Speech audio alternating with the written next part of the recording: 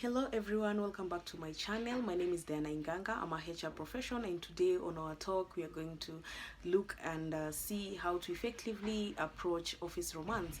You know, when office romance is mentioned in the workplace, we always think that these things are not happening, but it is here with us, and today we are going to address on how effectively to actually approach office romance. Yeah, and you know, statistics actually show that office romance is actually very high in most of the workplaces, because most of the time we spend most of our time in the office, and you know, we are already like happy and excited being in our workplaces, and that's why office romance is very prevalent in most of the organizations today. We're going to actually look at 6 ways to how effectively to approach office romance. Number one about office romance is just know the risks. Before you enter into a relationship with your colleague or with your boss or with your immediate supervisor, just know the risks. Count the risks, look at it in each and every side. If people get to know it, will it affect my job? Will it affect my results? Will it affect my performance? So just make sure before you enter into office romance, make sure you know the risks. And number two is have the best intentions. Before you enter into a relationship with your colleague, with your boss, or your immediate supervisor, just have the best intentions, because most of the people actually know that if I get into a relationship with this person, or if I involve myself with this person, then it's going to be like an easy thing for me to get into any place or anywhere in the organization, or you just moving around through the ranks. Like, it's always like a friend of mine ever mentioned and said, it's the bottom power. You know, just know and have the best intentions at heart if you're going to be in a romance with anyone, and just to know that you're not having any bad intentions about it, because you know, most people can get into a relationship with someone just to ruin you or to bring you down, because they know if maybe you're the boss and this person is a junior and you're being in a relationship with them, they can use that information in any way and in any form, just to not to make you be like that person who is always looked up to, you know, because if you've already in a romance with your junior, you know, they can go and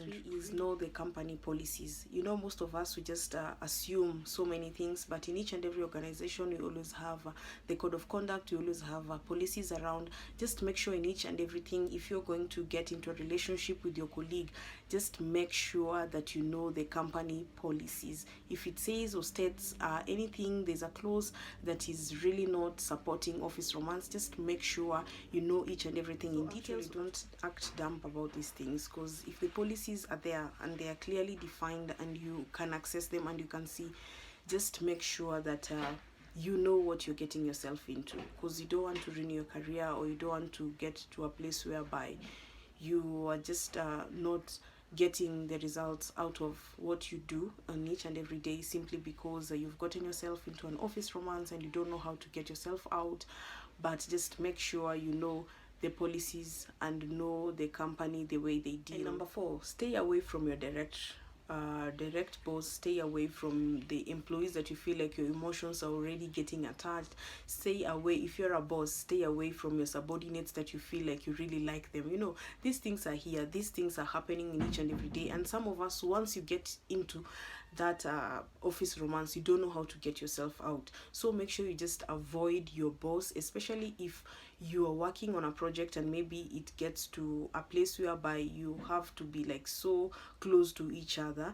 Just know and create a space whereby, even because these things are here and they're happening on a day-to-day basis, and you know, most of the time it's always like you find that a boss is dating their junior, or even just peer-to-peer, they're actually dating. Just be very careful, and just know that in each and everything that you involve yourself in, there's a consequence, and be ready to take all the consequences. And that's the reason as to why you really need to avoid your bosses, you really need to avoid your subordinates, especially the ones that your emotions are growing day by day, because they actually say 46% of most of the first kisses, they happen in the office. You know, most of it is in the office, or maybe the office events, because you're there, you're just easy, you know, especially in the office events, you're easy, you're just having conversation with your colleagues. You know, from there, most even organization, you know, on the office events, you always have alcohol and all these things. So when people are there and they're just free, you know, that's the first time you can get like you're trying to get this person, you know, like closer and closer to you. Just be very careful for you, especially if you know that where you're going, your career really needs to be defined and your career is really important to you. You just really need to avoid these things.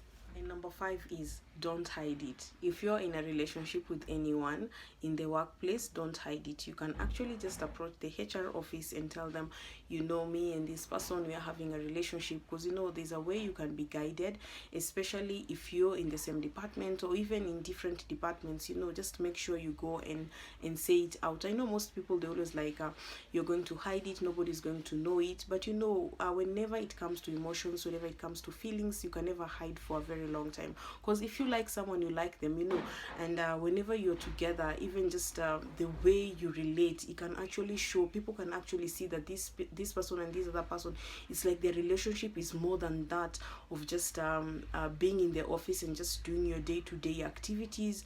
That is actually make both of you just to be in a better place in the organization. Because if you hide it, you know, maybe in future, if something really comes to happen, because things can happen, you know, because romance is heavy.